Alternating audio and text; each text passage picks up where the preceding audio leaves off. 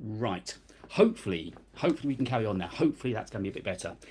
Guys, I know there's a couple of people in the chat just a moment ago. Sorry about that, but I think the quality should be better now, I hope. If it's not, I'll have to make a couple of more adjustments. This is called being an early adopter.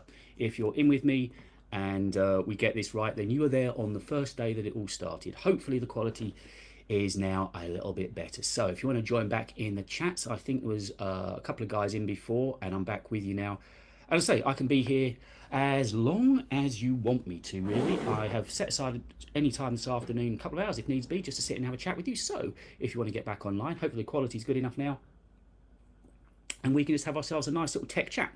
I know there's some talk about AI, and we'll get into that in just a moment as the chats start coming in. So the idea behind this was that normally I make long form, well, I make shorts, I make long form video, but this is kind of getting back to where I feel comfortable. I used to host radio shows, so kind of sitting and talking and filling space and filling air is what I do.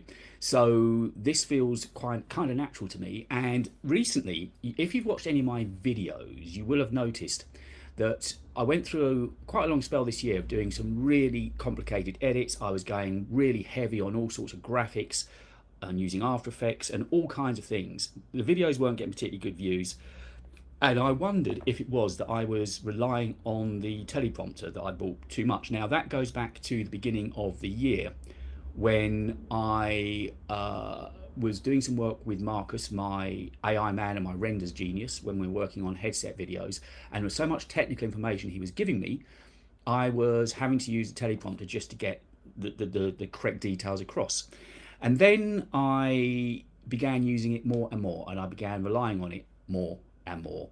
So, and it's got to the point I began watching my videos and wondered if there just wasn't any soul in them, wondered if there just wasn't enough emotion in them.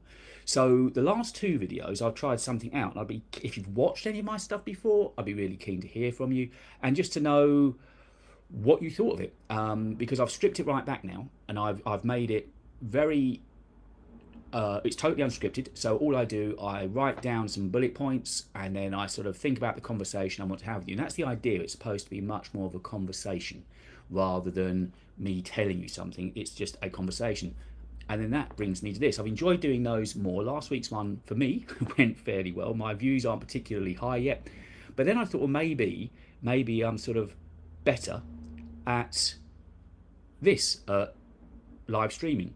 And if you guys want to get involved, that makes it even better. So where I've been over these last couple of videos just having a conversation, but obviously one-sided, I thought, well, doing it this way, maybe I can have a conversation and you can get involved with it too. And if you like what we're doing here, then we can do it kind of regularly, and we can either do it at the same time of the day, or we can sort out times that work. I was going to turn some lights on behind me, actually. Do you think that would be a good idea? Do you think I need any background lights behind me?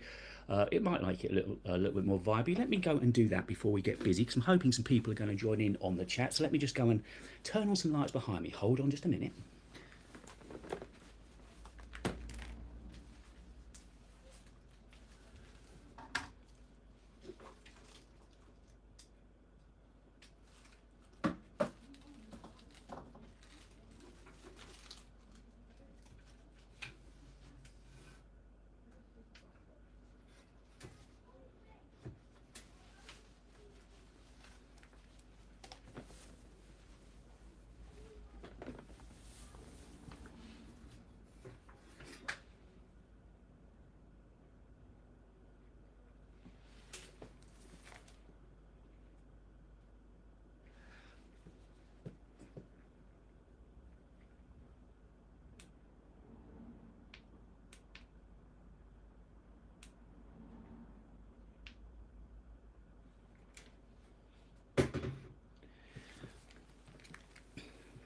Right, I'm just trying to set some lighting up so it looked a bit nice. I'm into that before I started, but let me just go in and find that lamp on here and see if I can set that lamp to something slightly better than it's doing at the moment, because it's flashing through the colours of the rainbow, which is going to be deeply, deeply annoying. So I've forgotten what it's like doing things live. When I was doing live radio, I had it down so fine that I knew exactly where everything was, how everything would work. But this is obviously the first of these, so hopefully we can get together and do it more regularly. Do get involved with the chat, guys. As I say, I'm just setting things up with you now, but I can be here with you as long as you want.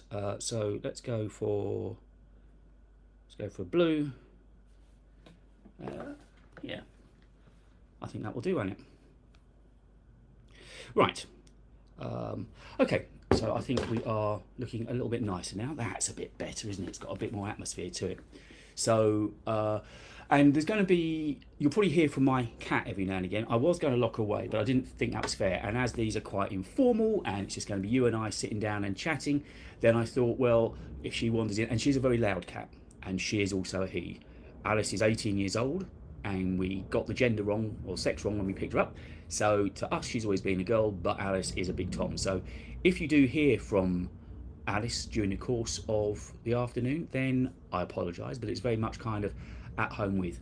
So yeah, the idea is that we're going to just hopefully get together and begin chatting about everything that's going on with me, and also more importantly, I want you to get involved. I want you to begin chatting and telling me what you want me to talk about. And I have got the windows open here because it's really, really hot. And I thought, I'm going to bake in here. If I'm on for any length of time, I'm going to bake in here. So I just thought that I would leave the windows open. So if you hear the occasional noise outside, then you'll know that it's just me getting a little bit of air coming in. It's nice. It's quiet at the moment, but as I say, this is very much the first of these. I didn't really publicise it much. I put a post on my channel on YouTube a moment ago, and when I had the stream on a moment ago where the quality was poor, a couple of you did get involved. So hopefully you might begin getting back involved in just a few moments' time, and I will sit and talk for the time being. So I know that this last month has been actually quite busy. I've been out to a couple of events. First of all, at the end of last month, I went to the London Podcast Show, which was fascinating. Hey, what camera are you using? Looks great. Hello, Carson. Thank you. Thank you. Well, it didn't look great a moment ago, I have to tell you. So I'm actually using a Canon 90D, which is set up, and obviously I've got that using a Camlink, the Elgato Camlink, into a 16-inch M1 Max MacBook Pro. So the system is reasonably straightforward. But Cameron, I'm glad, Carson, I'm sorry, I'm glad to know it's looking good. A few moments ago it wasn't, and I kind of know why now. Now it's all to do with the good old bandwidth, of course.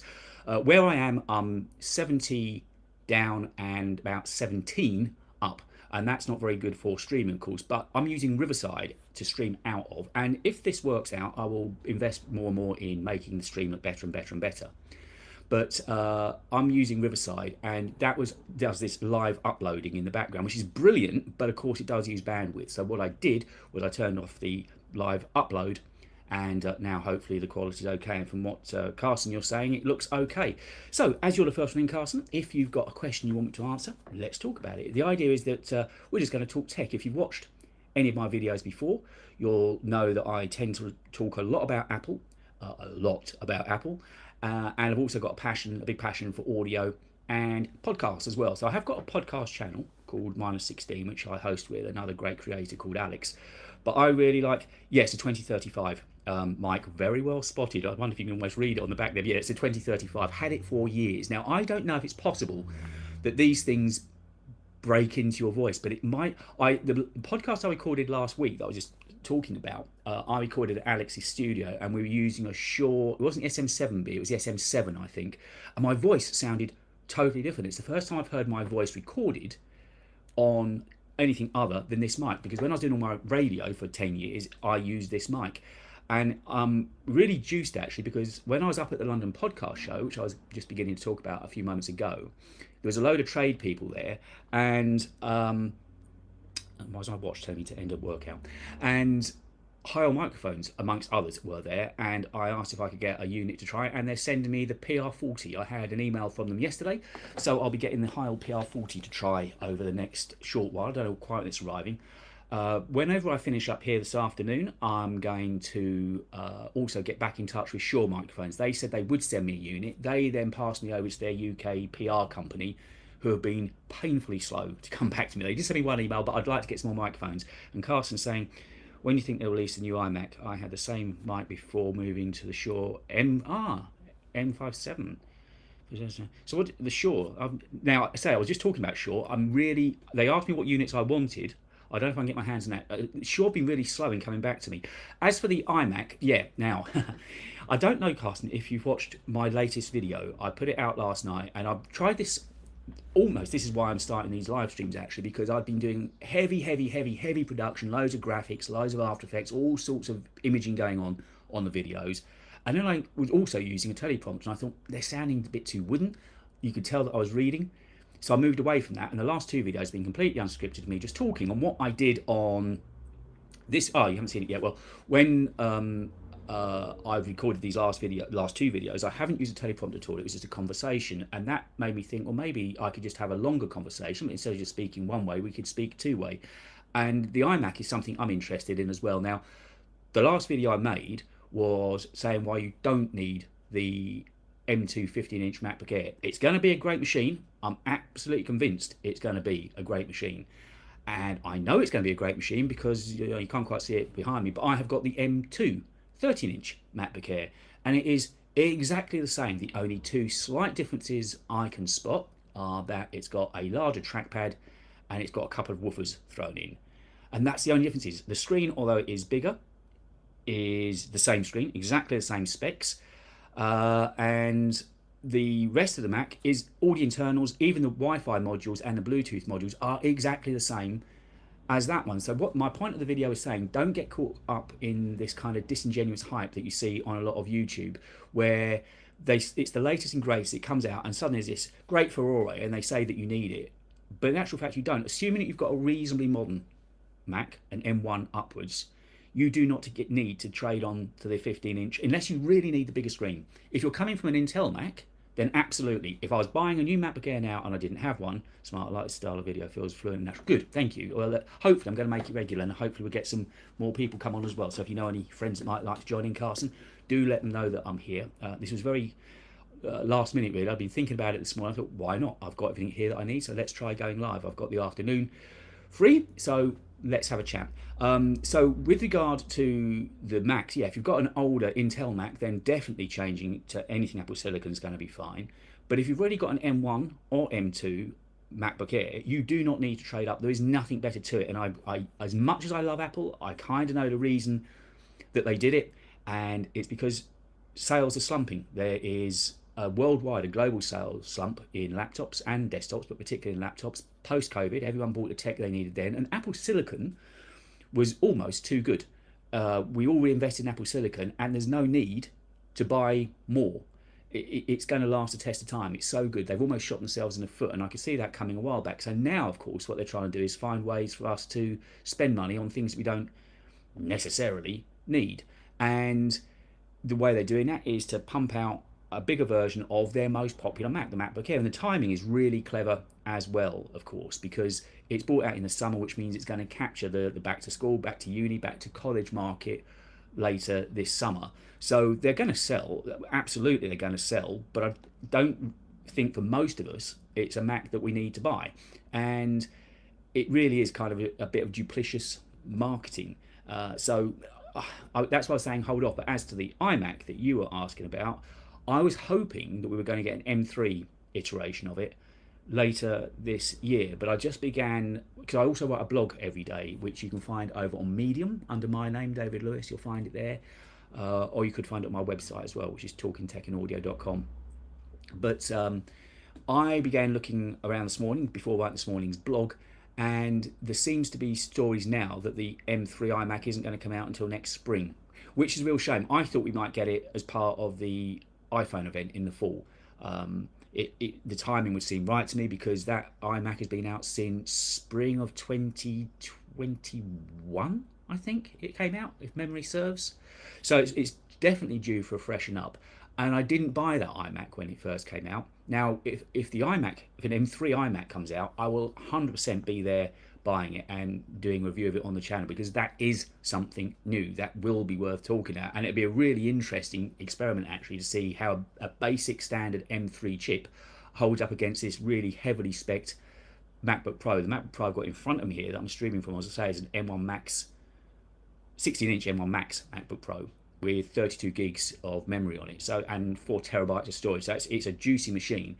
and it's what I do all the editing on my videos from. So, and it handles it great. The only time it ever chugs down a little bit is when I begin using a load of After Effects. But of course, with the videos I'm making now, there aren't going to be anything like the amount of After Effects visuals that I used to use. And that's the only time I ever found that this Mac slowed down in the slightest. But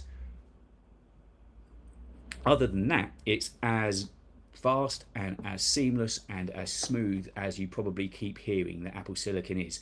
And if you're watching this and haven't used an Apple Silicon Mac yet, if you still are on Intel, then that is a serious change worth making. I went to my first Intel Mac, so my first Apple Silicon Mac from a 2015 Intel 27-inch iMac. And it was the machine that I did virtually all of my graphic design work on. I broadcast from it. Yeah, I love my M1 MacBook Pro. Yeah, they're great machines, aren't they? Absolutely stunning machines. So when I jumped from that Intel iMac over to Apple Silicon, wow, was there a difference. And funnily enough, recently, there's a cable that's getting right on my nerves, right in front of me. It's an important one because it's connecting me to the router. But yes, when I was switching over to the Intel Mac, at the studio I record all of my A-roll for the videos, which isn't here, this is kind of my podcast studio, but where I go to record the A-roll, I did an experiment a couple of weeks ago where I, rather than using the Intel 27-inch iMac I've got there, I decided to try using the MacBook Air instead of that, and it was quicker. I've got Creative Cloud on it because I'm a big Adobe user, and I was using Creative Cloud, and it's so good, that MacBook Air. I can do basic Lightroom work on it. I can do certainly Photoshop work, not multi layer work, but I can do pretty decent work on it, and I can certainly make thumbnails for videos and so on it. I can even do basic edits of podcasts on there. I haven't got all the plugins on that particular Mac. I use a lot of Waves plugins when I'm editing and mastering my podcasts. But other than that, that MacBook Air is just so quick, and you put it up against, and it was a really well spec'd iMac. That 27-inch iMac was really well spec'd, and this little MacBook Air, this standard MacBook Air, just knocks absolute socks off of it. It's amazing, and that's how much Apple Silicon has come on. That's how fast it really is, and it still amazes me how efficient these machines are. Everyone goes on about the battery life. The battery life, because of I guess it's not fair, because a lot of the kind of work that I do is pretty intensive work. Generally, if I'm here, my MacBook Pro is, you can see the studio display behind me. It's plugged into that.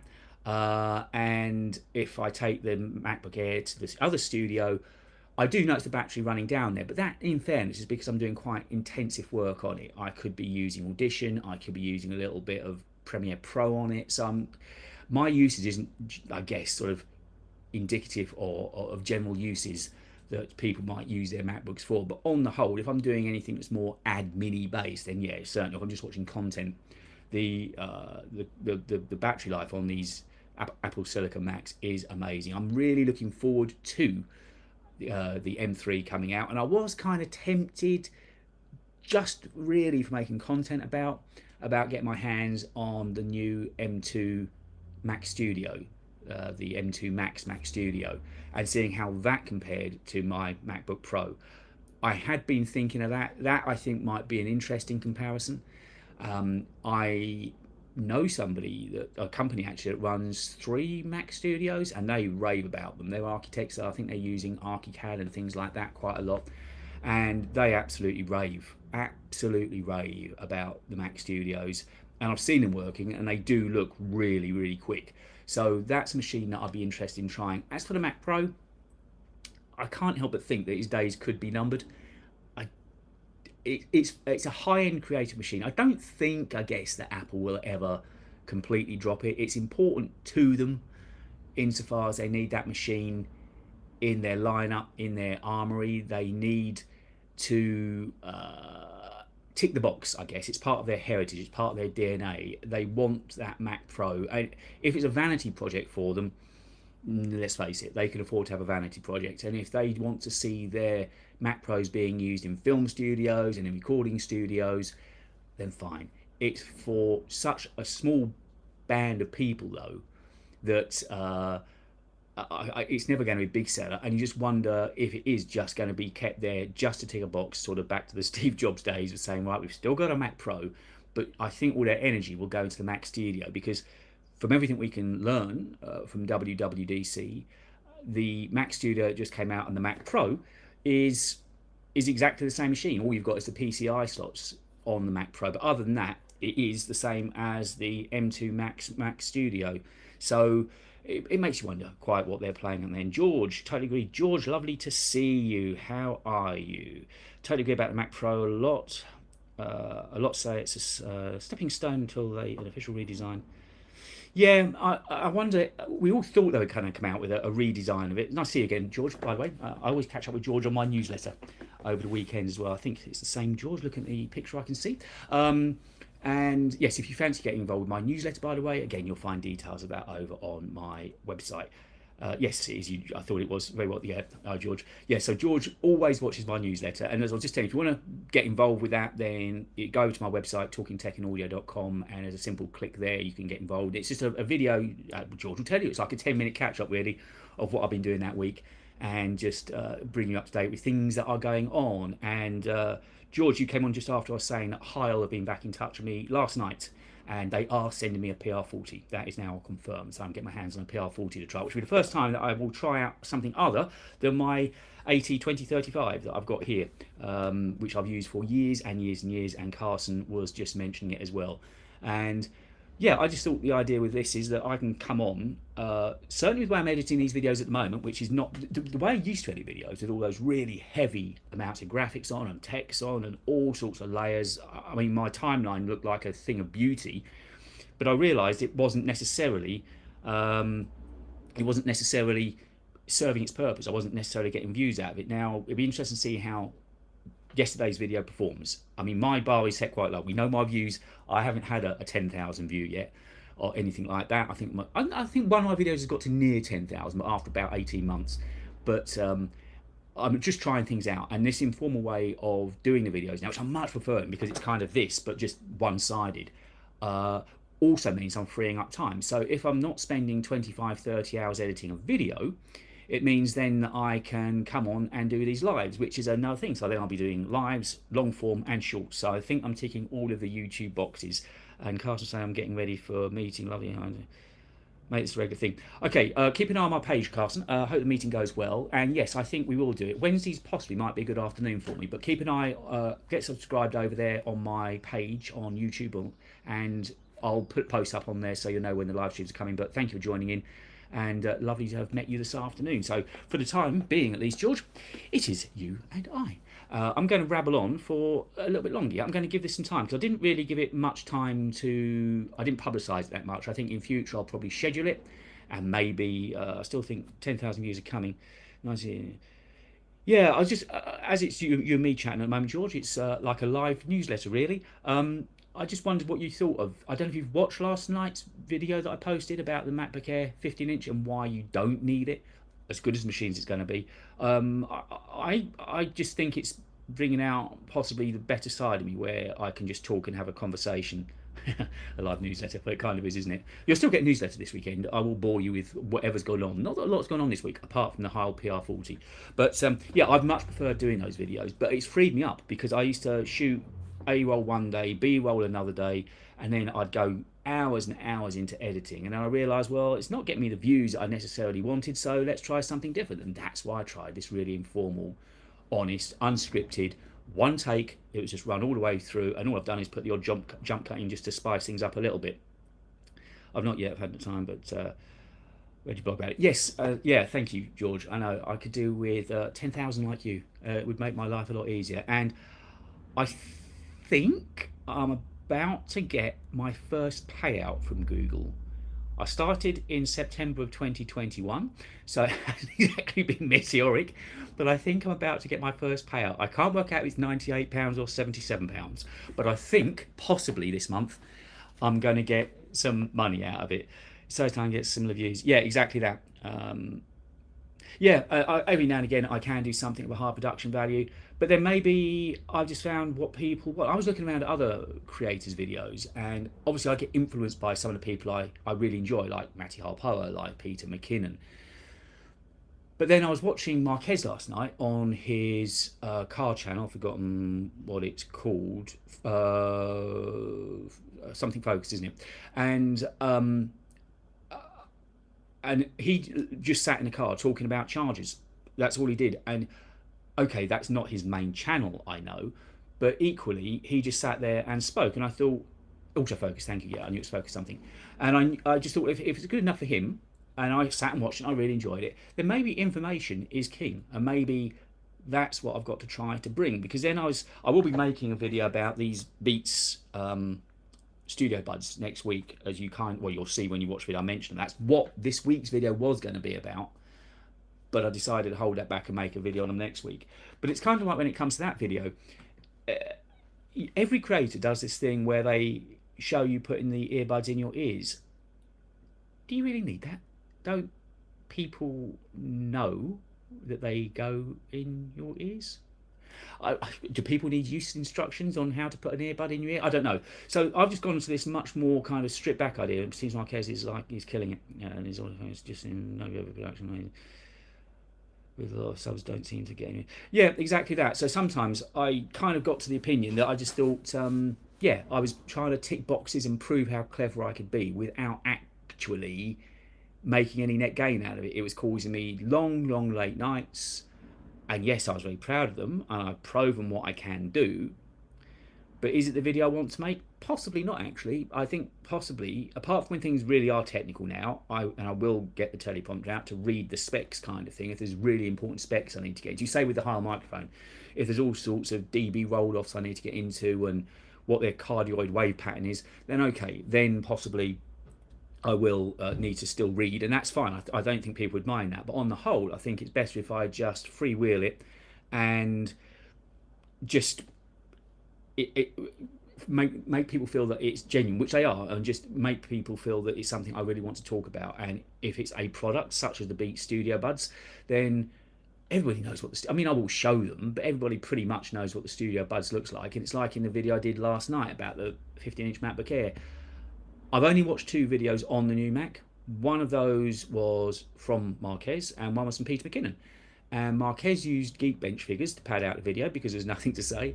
And Peter McKinnon barely even showed them the two. He did the Mac Studio and the MacBook Air, and barely showed them. They were more of a his was more of a lifestyle video. So it just made me think there really is nothing to talk about here. There really is nothing to talk about. And do you really need another video of me doing a sweet pan shot over the ports, the MagSafe, the trackpad, the keyboard? We know what it looks like.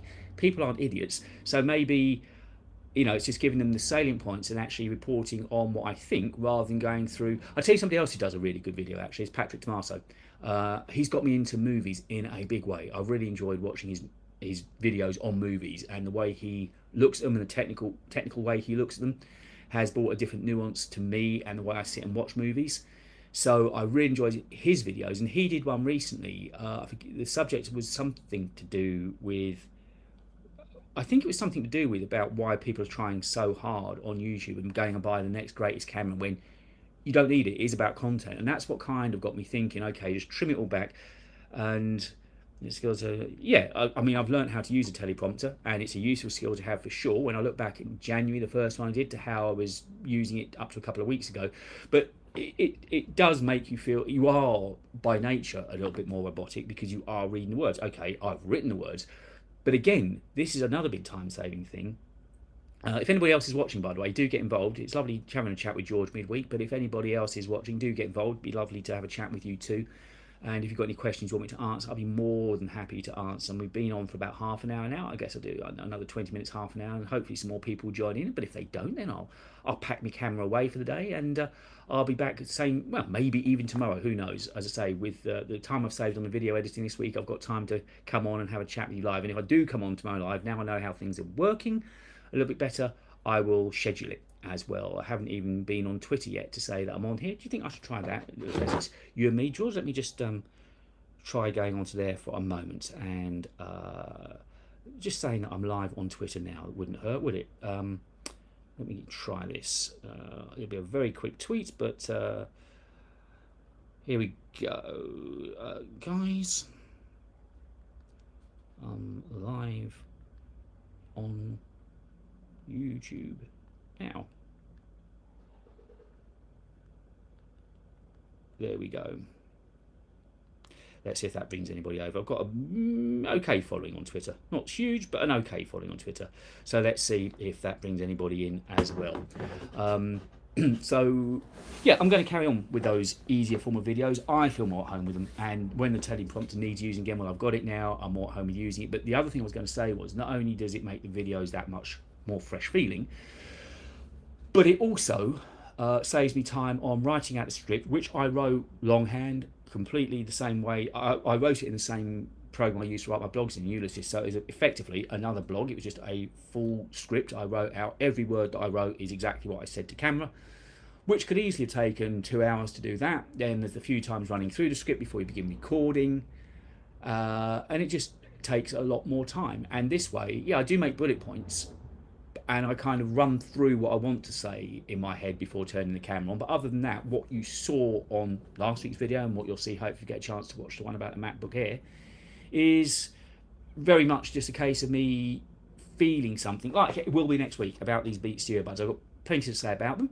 I don't think I'm going to give many B-roll shots. There's no need. And if I do B-roll shots, I might even just get lively shots straight from Beats themselves, because you can't. I could do shots of my own, and I might do the odd one, but to be honest, their shots look really good. So I've kind of going full circle here. I've done very, very clever stuff. I mean, when I started off, it was awful. I was using a bog standard iPhone 12, and the video quality was absolutely terrible. Since then, I hopefully have improved just a little bit, and then after I got the Canon, the video quality, well, after I got the iPhone 14 Pro, the video quality went up a bit. Then obviously with the Canon, it went up even further. And when I was with Alex last week, we were talking, and he was saying, well, rather than buying more lenses for this camera, why don't you think about getting a full frame camera? So maybe that was somewhere down the lines that could possibly happen. And it's just continually trying to improve the quality of what I'm bringing to the channel and making it look better and better. And even just working on the background behind me now, I just try to make it look as pretty as possible, so that if people do watch, then it looks a reasonably sort of pretty scene to be looking at. Because again, George, I know you would have heard me talk about this on the newsletter, and also I think I've written about it, but set design for podcasts is actually a known economy now in the UK. And making the best of what you've got is a real trick. Now, I haven't got much depth in this room where I am. To one side, I've got all my vinyl and so on, so I can't really shoot that way. Obviously, the sound treatment I've got behind me looks quite pretty, so I've made the best I can in this particular room, I think, of just trying to get some distance to me and sit away from the things behind me, so it all gives an effective distance and depth. But yeah, it's just trying to make the best of it and make it look attractive. And then, of course, it comes down to the fact that podcasts now are very heavily video affected. Michael Grant, hello, Michael, you're back. Yes, thank you. I know you were on when I tried before, and it's a lesson learned. I don't think you were with me when I was explaining what the problem was, but I stream out of Riverside now. That's what I used to stream to YouTube. And they have this, it's brilliant what they do. As you record in live time, it's uploading. So as I'm recording, it's uploading, both for me and for my guest. And the great thing is, not the podcast that's last went up with me and Alex, which we did together. The one before that we recorded on Riverside.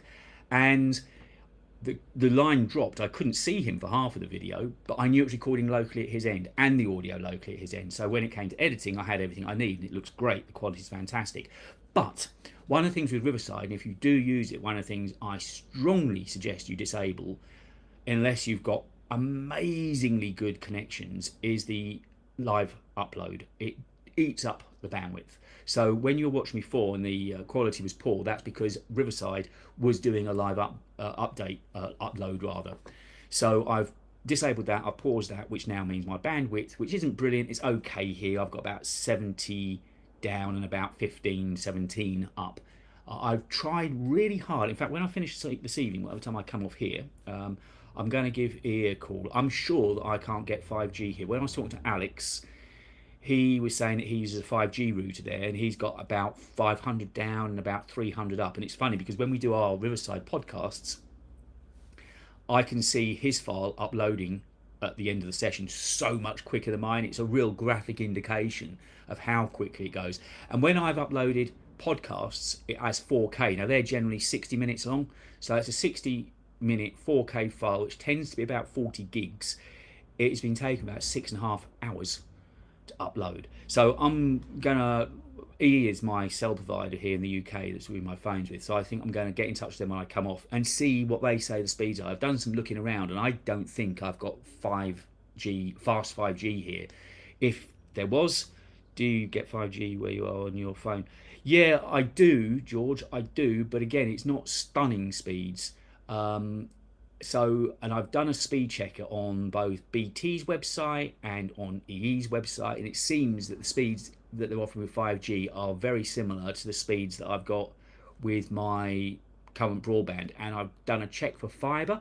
They've been digging the roads up around here like they're going out of fashion, but still I can't get fibre here, which is so frustrating because the work that I do, either if it's uploading videos, uploading files, or now live streaming, the more bandwidth I've got, the more speed I've got, the better it would clearly be. But my hands are kind of slightly tied at the moment, and also where I live, I don't know where people are watching from. Clearly, I'm in the UK. Well, I say clearly, I've got a British accent. I could be anywhere. I am in the UK, and I live very near to a place called Ascot, where it's the Ascot races this week. They call it the Royal Ascot races. Trust me, it's far from royal, but it's horrible, and the roads around here are hellishly busy. So I'm avoiding going out as much as I can this week because it's really not very pleasant out there. I'm probably only about 3 miles away from Ascot, so if you turn on your TV at the moment, you might see races coming from Royal Ascot, and that's where I am, and that's where I'm trying to find some better connections and better speeds. Michael was saying, similar to me, private companies. Well, I'm doing fibre.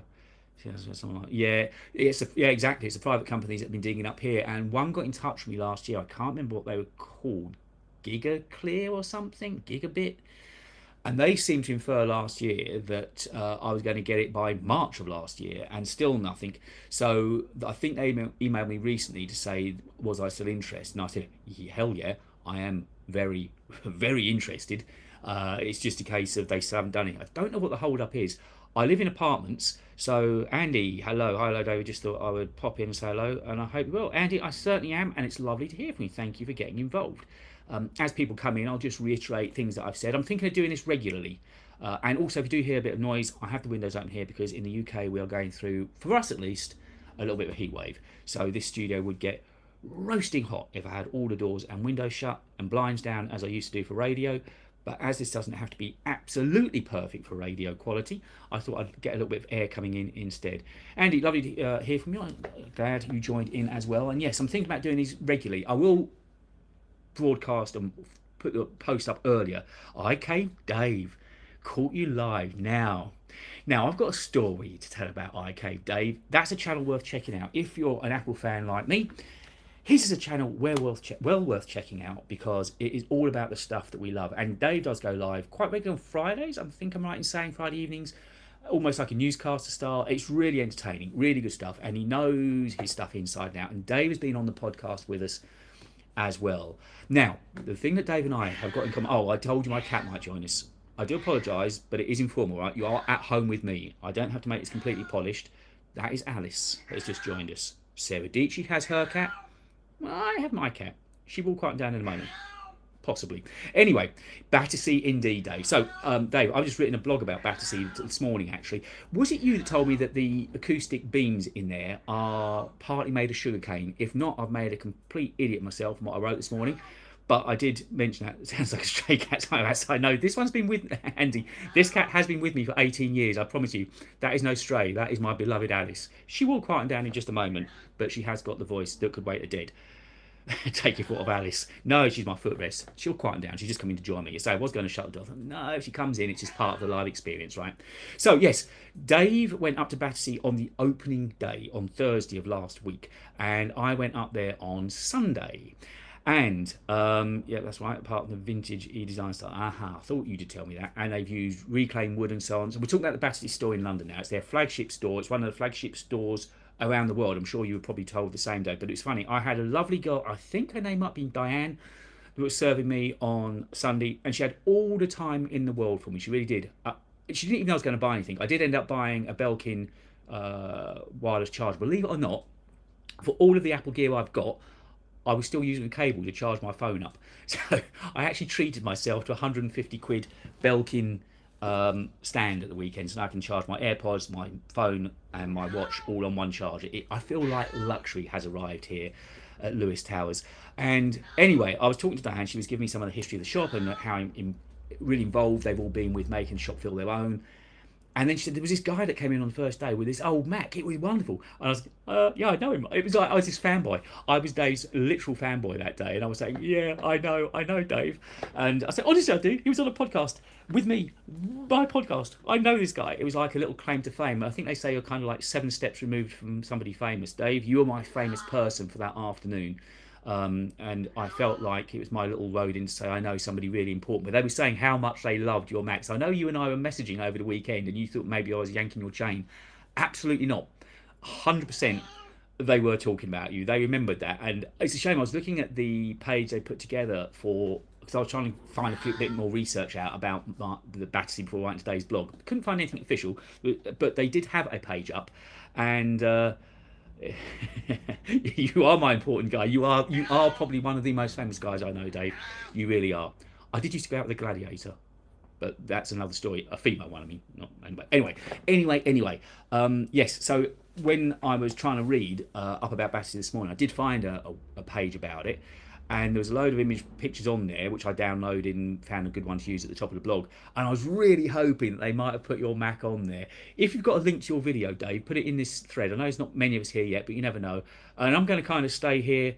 It wasn't Jet, and I'm not telling you who it was. But if you've got a link to your video, Dave, put it up, and people can have a look at it. So what I'm going to do, we've been talking now for about 40 minutes, and I might even come back on tomorrow possibly, because now I've kind of got the mojo down of how to do this. It's like anything you do first. In fact, Dave, you're one of the first people that did say to me a little while ago when I was talking about doing the WWDC event with Marcus, you said do it live, which we ended up doing, funnily enough. We sat and watched the unveiling of Apple Vision together, and it was worth it just to see Marcus' reaction when he first saw the headset. I put a picture up on Twitter. If you don't follow me on Twitter, you'll find me at D Talking Tech, and you'll see a picture of Marcus sort of going, yes, when the headset was released.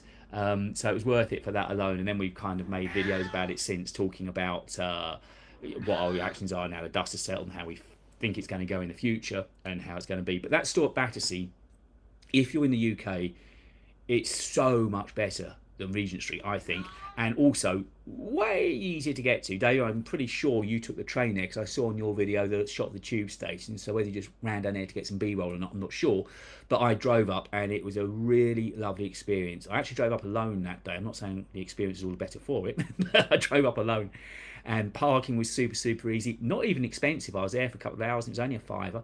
The whole retail park itself. Hey, now how should I... Is that a cat here in the background? Yes, it is. How should I pronounce your name? Y Zatsboy. How do I do it? Trained up in Cockfosters. There's a joke in there, I'm sure, Dave. Yes, that was a cat. And the reason is I was going to lock her out and make it a completely sealed off studio like I used to do for radio. But I thought, well, it's all part of the fun. These are going to be informals, kind of at home with David. Do you like the title of the stream, by the way? If I call it Let's Talk Tech, does that work for you? Because these latest videos I've been doing, and Dave, again, something else we were, and also Zatchboy, do tell me phonetically how I should pronounce your name. I'm a stickler for trying to get names right. But something else that Dave and I've now forgotten what Dave and I were talking about. There was something Dave and I was talking about, and it will come back to me in just a moment. I've got 6 cats. shows your cat if convenient. Well, she's just left now, which is not a bad thing. But yeah, if she comes back in, I will. Oh yes, that's it. Let's Talk Chat. I thought that's what I'd call these live streams. Let's Talk Tech, because the last couple of videos I've done, it's almost like Let's Talk, and I'm thinking of, well, not necessarily rebranding. ZZ Boy, ZA. If I call you ZZ Boy, does that work for you? Will you be happy with that, or will I have offended you? I mean, in fact, you've got 6 cats. I have total respect for you. I love knowing I'm talking to another cat lover. The only thing I've forgotten is how thirsty a work it is doing these chats and talking for so long. So hold on a minute. And also it's bolted in my Mac. So Zatsy Boy, there we go. I've seen you on my comments before. I've never known how to pronounce your name, but from now on, between you and me, it might be ZB, but Zatsy Boy, that's what you're going to be known as. So yes, I thought I might call these Let's Talk Tech and jump on whenever I've got free time. And now I've freed myself up from 30 hours of editing a week. And that was it, Dave. I know you commented on how I improved on the editing. I was really grateful for those comments that you'd noticed.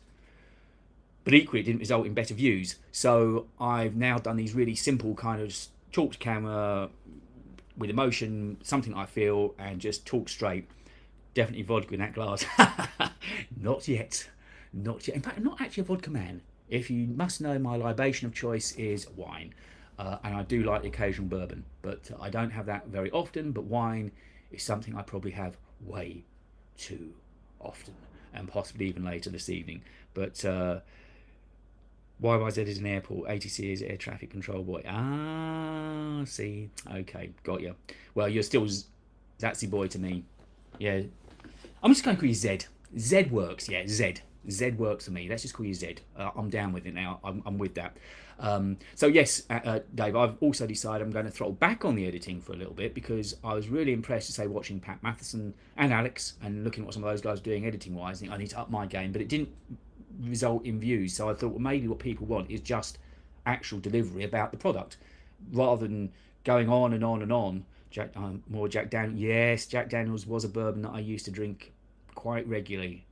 In fact, yes, snore my head. You too end up snoring your head. I'm glad it's not just me. Absolutely. Zed Barossa wine. Ah, Barossa, yes. Back on the thing we're going to get a Vision Pro. Yes. So Vision Pro, the bank when it came out in Canada. Yes, let's get back on point and talk tech. Vision Pro, right. My take on it has completely changed through the course this year, making all these videos with Jack Daniels is my J-Dog. Of course it is, Dave, yes. Yeah, working with Marcus has completely changed my view of the AR world and the VR world. And Marcus and I had a quick chat this week, and he's almost on a little bit of a downer that his pet, his absolute love of AR, has now become mainstream and everybody's getting a piece of it. It's just him being a little bit precious, but he is very happy with the way that it's generally going. As for me, I didn't think I'd be somebody that was keen to get my hands on it, but yes, I think if money were to allow, and if I can manage to earn a few quid out of YouTube, and Dave, I know I was talking to you recently. I think I'm getting my first payout from Google this month of about £99, which dates back from September 2021. The hourly rate's not good, but yeah, I definitely will be getting the headset, and I think more than anything, it'll be for consuming content. I think watching movies on that is going to be absolutely insane. I love also, although my kid is now a grown lady and lives away from home and lives in London, the thought of being able to capture any memories with that headset, I know it's going to look a little bit odd to start with being that person wearing the headset, but if everything that we saw on the promo from Apple was to be true, and more importantly, if everything we heard from the people that were there, the press that were there and wore it, is to be believed, I think it's going to be another level. And I would absolutely like to be a part of it. You're quite right, Zed, that they're only releasing it in the US to start with. I don't know if that means we can, when they announce orders from or available from, whether we can order it in the UK, even go out and pick one up. I know Marcus is possibly thinking about that. Alex is by hook or by crook said he's going to get one. And yeah, it's only money that would stop me getting it. I think we all know it's going to get better from here. We all know this is as poor as a technology is ever going to be. So I think if that's as bad as it's going to be, and it's already great, then it's definitely worth getting on board with. And it's about being part of history. I think these early headsets, to say that you're part of it, will be awesome. So I think the image capture, because of the video that you'll be able to take, the pictures you'll be able to take. I've lost both my parents. It's something that I made in last week's video. Point I made in last week's video that yes, I've got the odd video of me and my mum together, me and my dad together, but it's not as real as this. And from everything you understand, or I understand of it, it's almost as if you can feel the wind in your hair with the experience that you're recording with Vision Pro. And the thought of being able to capture any memories, whether it's at a gig, you're at a concert, you're at some live sports event, being able to capture those memories and look back at them time and time again, I think is going to be absolutely awesome. My hobby is a flight sim, writing novels. I'm not sure if I can do anything with the Vision Pro to help.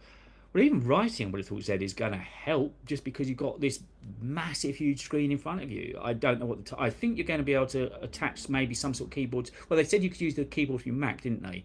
So presumably you could type. Yeah, I mean, the flight sim clearly not yet, but writing possibly, because I'm thinking even the work that I do, say writing a blog, or they showed, I'm pretty sure they showed editing video as one of the options, didn't they? I'm sure on one of their their video clips, they showed Final Cut being used again on a Mac, projected up onto one of the screens in front of you. And if we all like big screens and we all like large real estate to work on, what's better than working on something the size of an iMac screen? Um, the dad with a headset on would totally have been my dad. He was, oh, yeah. See, that's the thing, Zed. Your dad was there with a camera, and I'm sure possibly he was the guy that was setting up a real pro-looking camera. And everyone's saying, "Who the hell is this guy?" kind of thing. My dad was the same. That was his skill. He was a photographer by trade. So I again remember when we used to go to cricket an awful lot. He would be the one setting up because he was a professional photographer there at Lord's sometimes. And so he'd be setting up this massive camera, and it's like, oh, I just want to sort of sit down and mold into the background, but it wouldn't happen. So, yeah, of course, we're going to have things to get used to. We are going to look a little bit unusual to start with. Some YouTubers to get it to try us, but under NDA, right? So we don't know what they really thought of it. Dave's got some inside scoops now. Dave's also involved with a website called Supercharged, so you can catch some of Dave's work on there. It's a really useful, great website that Sammy and Dave, I know both of those guys, and they're working on. So if you want to check out some of Dave's writing, do check out the website Supercharged. Clearly not vodka, promise. But Zed's saying, I'm all right about the keyboard interaction. I need to get a new keyboard set. Yeah, when I was up at Battersea on, talking keyboards, fun enough, when I was up at Battersea on Sunday, I bought myself this Belkin wireless stand, which now feels like I'm living a life of luxury and I've moved into the 21st century finally, that I don't have to bother using a USB-C cable or a lightning cable anymore. It is wonderful. I nearly bought myself one of the full-size keyboards to go with my MacBook Pro. And talk about first world purchase. It was purely because, you subscribe to Dave, good stuff, yeah. Purely because I have to reach up for the fingerprint on my MacBook Pro in the mornings, because I've got my setup is there behind me. Normally my MacBook Pro is sitting to the side of the studio display there, and I have to raise my left arm to shoulder height. And you can imagine the stress that puts on me every day. So I nearly bought myself a keyboard, but I thought I can't spend another £200 on a keyboard, having just spent £150 on the wireless charger, because, you know, as I said, 18 months and YouTube's only paying about 100, just under £100. I'm not exactly coining it in. By the way, this is a selfless and shameless thing. I think on these lives, the one way that you can help us creators is by, paying for a sticker or super chat or something? If you fancy doing anything like that, that'd be absolutely lovely. I'm going to hang around for kind of as long as we feel it's right to. I've been yakking on for about an hour. I think I covered the story about the iMac and the M3. Dave, again, will be a good one to go on that. Dave, do you agree with me that M3 iMacs are going to be early next year? I was hoping we were going to get them the iPhone event, but later this year, but I don't think we are. Talking of the iPhone, I think that is something I should buy. Now, hold on, I won't bother getting up, but just over to one side, I have got a Google Pixel phone sitting there. No word of a lie, don't turn off, don't think I've gone soft. It's just that when I was with Alex last week, we were talking about possible content, and he said, well, I've got a Google here, why don't you take that and we'll possibly make some content on it. So you might see that age-old video of Apple fanboy uses Android, uses Google. I haven't used a non-Apple phone since a BlackBerry back in the early 2000s. Since then, I've been iPhones all the way. Don't expect bigger displays, no. But when do you reckon it'd be, Dave? Next year now or this year for the M3 iMac? Because when the M3 iMac comes out, I definitely want one. I didn't get one of the iMacs when they came out in 21, I think they came out.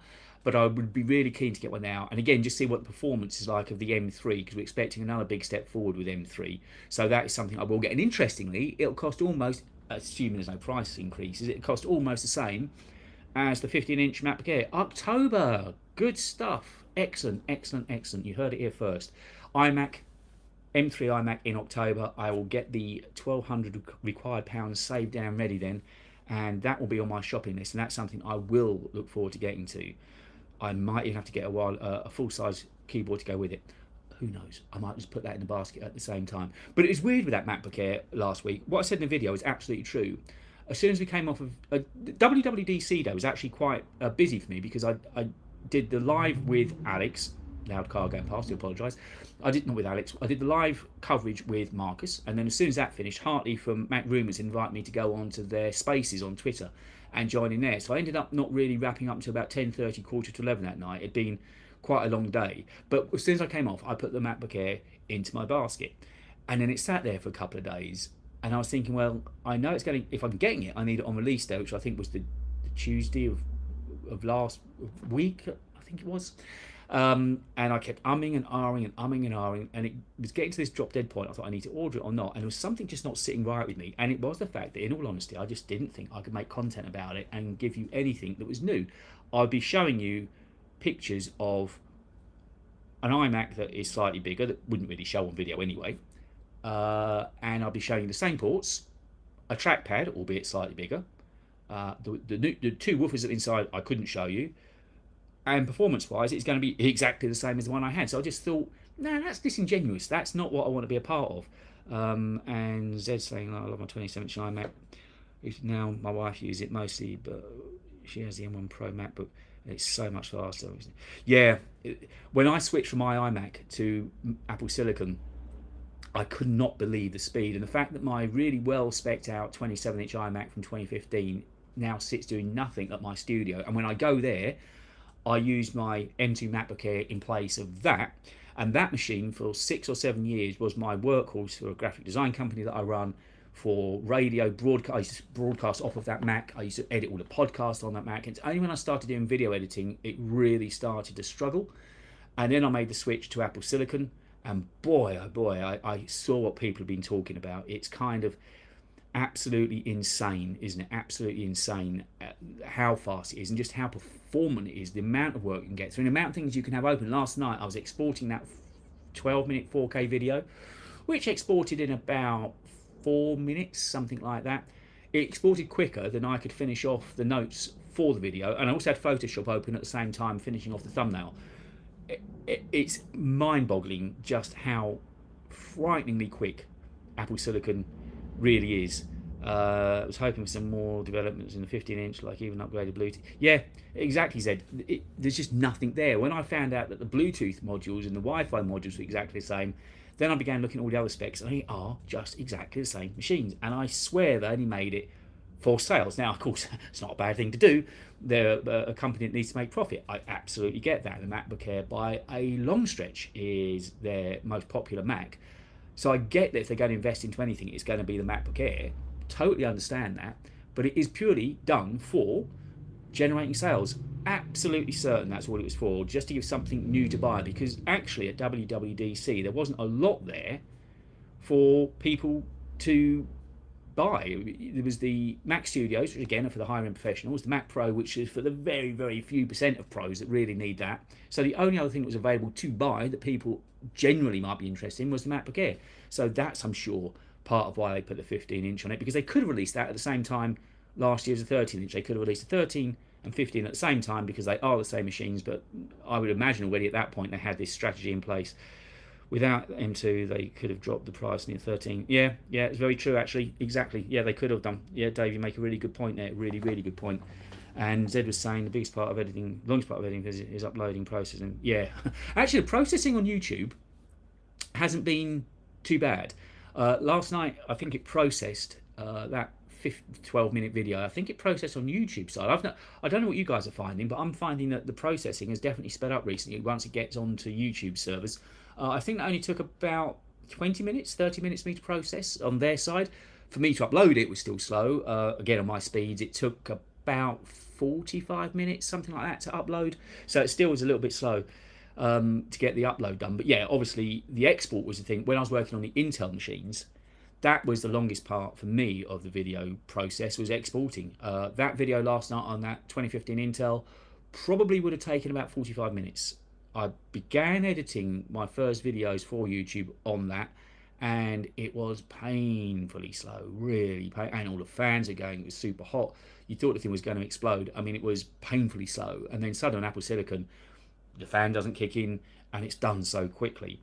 I've been a delinquent, haven't posted a video on my other channel since the winter. Oh, Zed, that's poor show. That's poor show. You'll need to put that to right sometime very soon. You really will. Oh, ads are going to run for some viewers soon, I understand. So if there's some ads coming up, I apologise, but it does help top up that £97 that I might possibly be earning. But as I say, if you wanted to help me out and make these live streams regular and drop me a penny or two, I think is it Dave, you'll probably know, and Zed, you might know as well.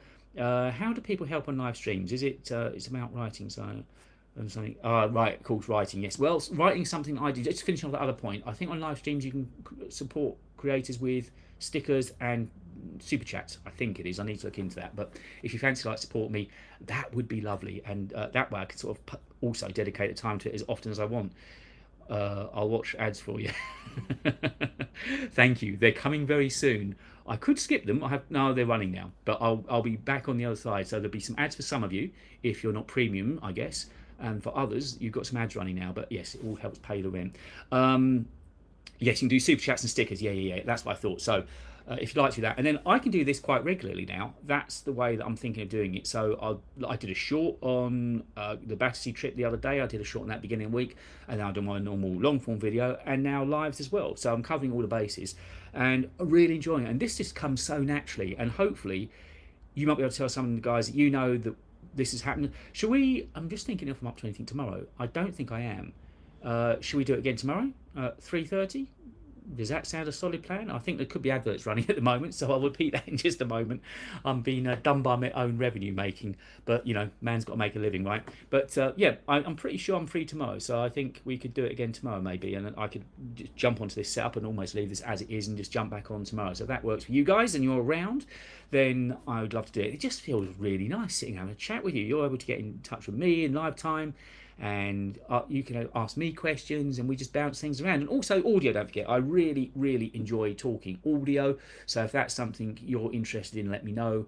I'm getting the Heil PR40 sent to me. I went to the London Podcast Show a couple of weeks back, and I'm getting that. They said last night they're sending that to me, and at the end of this I'm also going to remind Shaw have said to me yes. Shaw then sent me over to you can tell you still have. Thank you. Yeah, I think that's a polite way, Dave, of you saying I know how to talk the hind legs off a donkey. And yes, it's true. And it's also when things used to go wrong on live radio. That's when you used to really have to learn how to pad. I learned how to get timings right for running up to ads and show on top of the hours and breaks like that. We didn't run news on the station I was on, but there was ads and promos we had to run. So I used to get used to timing on that and used to timing things down to get it to the correct countdown on the clock and so on. And also trying to talk without umming, ahhing. And the bane of my life at the moment when I'm listening to podcasts, it's this use of the word like. Does my head in. It is just lazy use of language, like this, like that. I did it briefly with Bauer. Oh, Bauer Radio, get you, Dave. Raking it in, you must have been with Bauer. They're the big boys. Wow, Kerrang. So is Kerrang rock? I think, because I'm a rare groove soul man and jazz, and I've got loads of vinyl just over there outside the camera. I would go and get some, but it means you'd see me short, so really not worth that price. But working with Tim Shaw and Sonny Winter. You have got some stories to tell. We should maybe do another podcast just about radio then, Dave. Because that's the thing with the podcast that I'm doing now. And last week's podcast, for some reason, was, I say with a surprised tone in my voice, was really popular. Until this point, the audio version of the podcast has always been the most popular by far, much more popular than a video. And suddenly, I drove to Alex last week and we did it in person, and it's had over 200 views on a 67-minute video, which is crazy good. I need to look at retention on it, but that's kind of crazy good. So I think next week we might be doing it together again. I got in touch with Alex today and said, if you're free, I'm more than happy to drive to you. He's about 90 minutes away from me. I said, I'm more than happy to drive to you and sit and do it in person. So I think we might be doing that again as well. And yeah, as you all know then, Dave, from if you've been on radio, there's something I prefer. It's terrible to say when I'm sitting on video, but I almost prefer radio, the intimacy of radio. I used to do late night radio, and you really felt as if you were with the person because daytime radio often is a background noise. It's on as you're working, it's on in the car, it's on in the factory, in the office, whatever. You're not really listening to it. But if somebody chooses to tune in late at night, it means they're very much listening to you, which is again why this studio had to be so well acoustically treated to make sure, because I couldn't allow for any kind of sounds coming in. It had to be absolutely perfect. And that's also why I love this Audio Technica 2035. This large diaphragm condenser mic has served me so well. Tim Show 11 till 2. Yeah, I used to do 12 till 2. I did 2 shows that went from 12 midnight till 2 a.m. the following morning, and one afternoon show, which was a mainstream show, which was from 4 till 6. They're still available on Apple Podcasts, actually, if you look for Masters Productions and David Lewis, or The Soul Show, which is the one that had the biggest listens. That's called After Hours. So you'll find those on Spotify and on Apple Music, if any of you wanted to have a little listen on there. So I don't know is there anybody else out there that's watching? I'm too shy to get involved with the chats. It's lovely talking to Zed, it's lovely talking to Dave, and I'm happy to do that. But I'm thinking that possibly what we'll do, 80 makes great stuff. Yeah, I prefer the SM58 for live, particularly. Yeah, well, also be interesting when I get this Heil. That's another condenser microphone, so it'd be really interesting. It's meant to be a very good bit of kit, so I'm hoping Shaw might send me something. I'm going to follow up with that when I come off, because I'm going to go back to the head honcho that I met at the show and say, Michael Grant, I'm here just working, listening. Lovely, Michael. So, guys, you're with me. Even if you're busy working and can't get involved, totally understand that. Just drop me a thumbs up if you want me to carry on for a bit longer. We've been going for just over an hour at the moment, and we can carry on talking. You can ask me some more questions. I'm sure I can think of some more to talk about. If you want me to stay on for a few more minutes, thumbs up. If you think we're done and you've all get on with your days, give me the thumbs down and I'll bugger off into the distance. So about the M2 in the Vision Pro, they think they'll upgrade to M3 prior to release. Yeah, M2 and M3 will be out by then. Yeah, I think that's a good shout, Zed. I would have thought that it's not a finished product that we saw. Okay, we kind of know how it's going to look, but I'm sure there's enough time between now and release that if the M3 is out, which we fully expect it to be, because of course they haven't exactly said when early next year is, unless Dave's got some inside scoop on it. Zed wants to carry on. Okay, we'll carry on for a little bit longer. We're assuming that from what Dave was telling us about the iMac, the M3, I'm assuming that's meaning is going to be available later this year. So quite possibly that means that I think they'll put M3 into Vision Pro. They're going to want it to be as premium as possible, aren't they? I don't know what stage they are at with production. I wouldn't have thought any units are made yet. So although they said there's M2 in at the moment, I think if at all possible when it comes to it, they might even put an update. There was another chip in as well, wasn't it? A version of the Bionic chip. That they're clearly going to make this as good a unit as they can. They know how important it is to hit the ground running this and to make it right. So I think if whatever they can put in there that's the latest and greatest, they absolutely will. They'll still be starting at, I bet there'll be upgrade options. Yeah, there'll be upgrade options. And of course lenses as well. That's the other thing. You're going to have to put your own prescription lens in as well, and that's going to up the price. But I think it's sort of anywhere from $400 to $600, don't they, depending on what your prescription is. I felt to me it was because they surplus the M2s. Yeah, I think with the Vision Pro, I don't think it will come down to, even if they've got surplus M2s, they will need that to be premium. And if the M3 is more performant with the 3nm tech in it, they'll use it. I think they want to get every ounce of performance out of that they possibly can. It makes great sense. I also think Vision Pro will get M3 at retail. Yeah, as the R1 is yeah, exactly. And Vision Pro goes in production Q3. Yeah, exactly. So Dave's calling it. He's got a lot of knowledge. So don't forget to check him out on Supercharged. But it sounds like the M3 will be coming out later this year, so I'll definitely get my hands on the iMac with the M3 and yes, the Vision Pro, if the M3 is around. At the moment, it's a kind of a blank canvas, isn't it? They can upgrade it as much as they want and put the latest final touches to it just before it actually goes into production. And as I understand it, part of their production hold-up is the Sony lenses. That Sony just can't produce them quick enough because they're so high-tech, they're so involved. I just don't think Sony can produce any more. So they're going to be limited on the amount of units that they can actually have ready for release next year. And what happens, again, well, Dave, you might be able to say what happens about this thing where they're only released in America. If they're in America, does that mean we can order them here in the UK and have friends send them to us? Can we go and pick them up? Will they work okay here? Would Wi-Fi, Bluetooth, that will be okay and compatible here?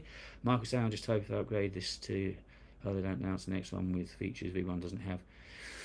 Yeah, I mean, it's always a chance being in the early adopter, isn't it, Michael, that sometimes you know that tech's going, and certainly this tech is going to change so ridiculously quickly that I think whenever you buy it, it's almost like the car showroom, isn't it? You buy it, you know it's going to be out of date before you leave the showroom. And to some degree, it's going to be the case with Vision Pro. It's so new, it's so radical that, you know, it is going to update quickly, which isn't going to date your pair particularly, but there's always going to be a newer version coming along.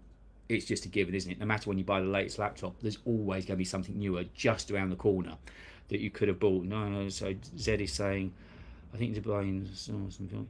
I think you need to buy and store for film. Yeah, fitting. Yeah. Of course. Yes, they want to make sure it's all the fittings are correct. Yeah, that's a good point, Zed. Yeah, and Dave's saying the micro OLED displays Sony can make 900,000 a year, which means, that's right. Front, yeah. Not sure on geo-locking yet, but probably okay with the US iCloud account. Aha. Even Apple drop the price, they'll sell every unit they can make. Absolutely, yes. The demand on that is going to be sky high, isn't it? Absolutely sky high. But I think between Dave and Zed, there's some good points made.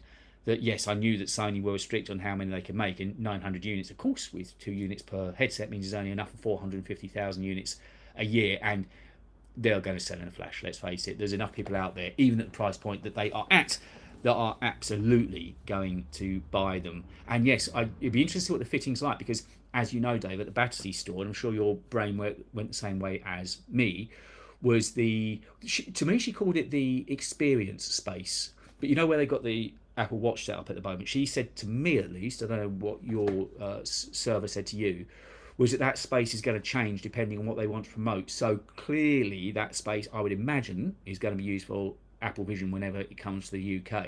But it's a lovely area they've got, and at the moment at Battersea they've got it all set up so you can go in and create your watch in exactly the way that you want it, with whatever band you want on there.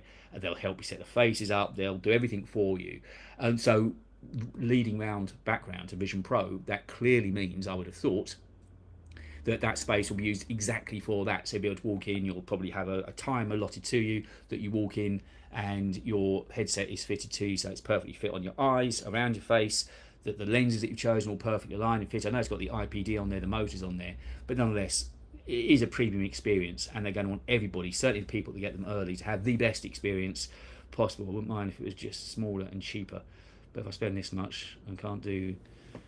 Yeah, well, the Pro is the latest I heard, and again, Dave might be able to reiterate on this, but the latest I heard was that the Pro version of it, the non-Pro version of it, is meant to be coming out late 2025. So there's a little bit of wait on it yet, but it is already in the works. They're clearly working on it, and yeah, it is hellishly expensive, but there's plenty of areas that they can save on the original version of it for the non-Pro version, or the slightly cheaper consumer version of it, and still have it as a premium piece of kit. I mean, these IPD motors, Marcus explained to me how ridiculously expensive they are.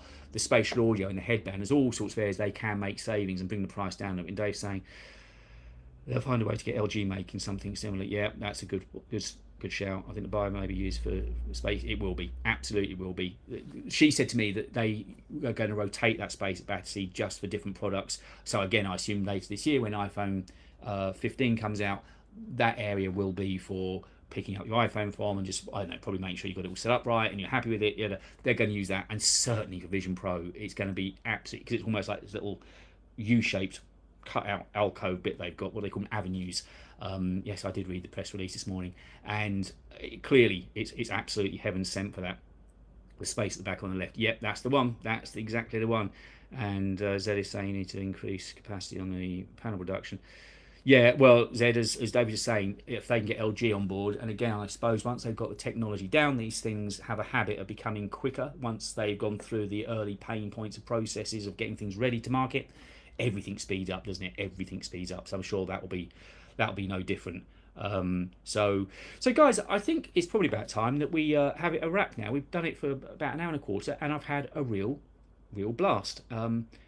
I can't think of a reason not to come back on tomorrow at 3:30. Actually, I don't think I've got anything pressing I need to do. So if that sounds like a solid plan, and you're working tomorrow afternoon, and you fancy joining in again, I will this time try and make a schedule for it. Great chat, Dave. Lovely catching up with you, Dave, as well. And give me a call sometime. We'll have a decent, proper catch up. Because don't forget, you are my step closer to fame and stardom. And Zed, you've got to begin making some videos again and stop being lazy and get some videos uploaded to your channel. And Michael, I hope you haven't interrupted your work too much this afternoon. But it's lovely to have you. Anybody else that's watching and hasn't got involved, thank you very much indeed. I will schedule it. I will try and get it scheduled this evening, maybe, or certainly tomorrow morning. And then, unless hell freezes over, I think tomorrow at 3:30 we shall be back and we shall talk some more. So if you think of some questions, there's some posts up on my YouTube channel. You can leave some questions there for tomorrow. You can get in touch with me via my website, all sorts of ways you can get in touch with me. So Do what you like. If there's anything you want me to chat about tomorrow, that'd be lovely. And it's been real good fun being here with you. Perfect. Lovely, Zed. I'll catch you tomorrow. And I'm finally glad we got a name for you, Zed. Might not be the right name, but we've got a name. So, guys, thank you ever so much. And I will catch you tomorrow afternoon. Enjoy the rest of your day, afternoon, evening, or morning, wherever you are. And I shall see you tomorrow. Thanks for joining, guys. It's been fun. And I'll see you tomorrow.